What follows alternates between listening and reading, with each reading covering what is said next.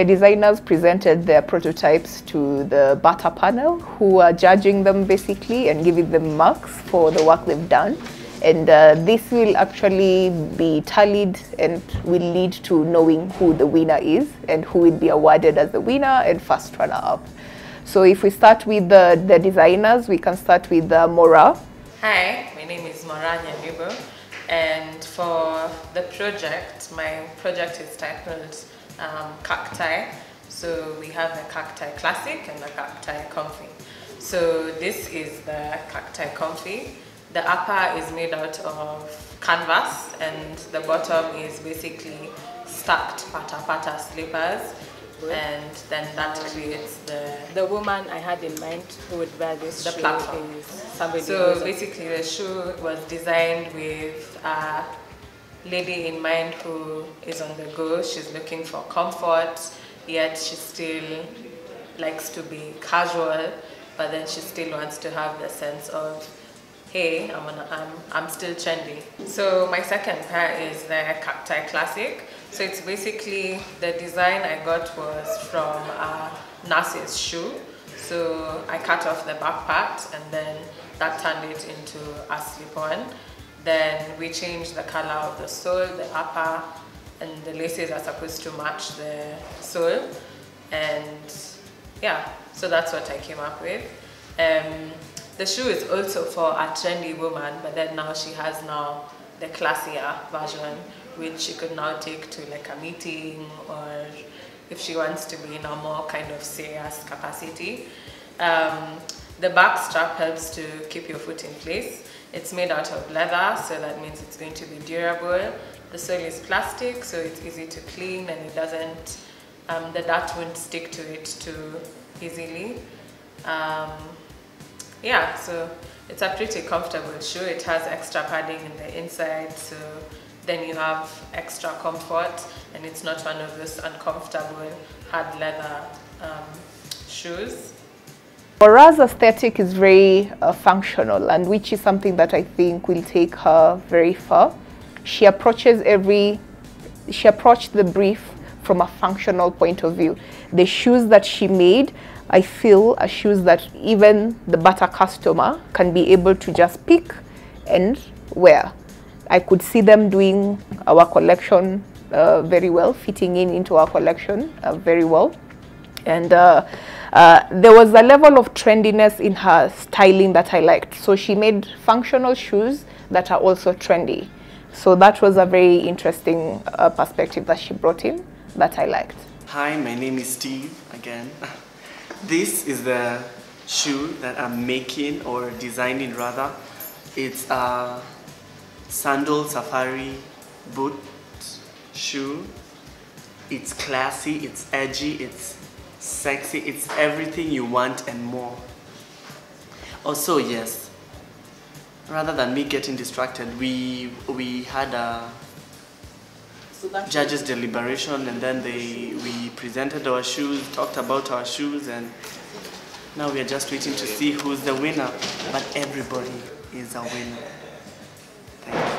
Now, what I love about Steve is that in the beginning, he's already a breath of fresh air. He walks into the room, you will all be dying on the floor with laughter. His approach to life is very different, and I feel he tried to bring that in his shoes. For example, this is an actual safari, yes. However, he's now made a sandal out of the safari. And I think, wow, that is fantastic, because his approach was something that is breathable, yeah? Something that brings air to you. And what will not bring air to you if it's a sandal, you know? Open shoe, you're able to breathe. And considering that he went with one of our classic, iconic material, that is the heron, I feel that he approached the project, he got the brief, yes, he went for it. And I would have hoped for Steve to push himself further, because I feel he would have gone a much bigger step. His personality is so big, and I would have loved to see his personality in his collection, and I feel that he held back a bit in that area. So I believe in future, probably if he's going to grow, definitely he will need to bring in that whole bringing a breath of fresh air into the room. He should do that also to his collection. So if you see, for example, for this, the whole point was to have a gumboot that you can see at the back. So when you put it on, if I put my hand in, you can see my leg from inside, yeah? So it brings that concept of, oh, there is so much openness and air, you know? So I think how he approached it was very cool, to be honest. I just feel he needed to push himself a bit further, and I feel he would have done even a fantastic job for that. Hi, my name is Ian, and today we came for the Bata Designers Apprentice Challenge to present the final work for the shoes we've been doing since September. So for my shoes, these are the first designs I made. So this basically is a redo of the safari boot. So you can see the bottom part is made of leather as usual, like the safari boot. But then this part is canvas, so it's a new concept. And then the lining is made of leather to sort of give it that quality. Then you have the part with the laces is hidden inside. So you have this flap. When you look at it from the side, you can't see the eyelets, and then when you look at it from the front, you get that perspective. And then there's this very interesting front part. As you can see, it just looks good. Then the second shoes I made are these shoes. So for these shoes, I decided to come up with a completely new concept. It's still the design for the safari boot, but it's completely different because now we have the taffy soles, which look good, by the way. These are the new taffy soles. And then you can see the upper part. They're like the modern trendy boots. So you have the camo print on the side. Then you have this glossy PU material that looks metallic. And then you have this canvas front part, which is white. And when the shoe goes into production, of course, they can have a variety of different materials so that it looks good. It would look good in leather, the same way it looks good in this material. Go. Ian's approach to the project was very out of the box. He was very futuristic, especially in the initial collection that he showed to us before we selected what he was going to make. And I think part of what we were doing for Bata Designers Apprentice was to find this out of the box thinking. Then we bring it down to something that can be made to become functional. So for example, he wanted to develop a boot. If you look at this, is our school shoe project, and he picked that and he was able to bring out a casual boot from that. And then he also had this very cool way of naming his projects. And one of his collections was named after Masai Mara. So for example, he came up with this shoe. And this is, how can I say, like a younger version of a safari boot, because Safari is one of our iconic brands for Bata. And this is named the Ndovu. So once you're wearing the shoe, you can see it opens up like an elephant's ears, and which we found to be very cool, actually.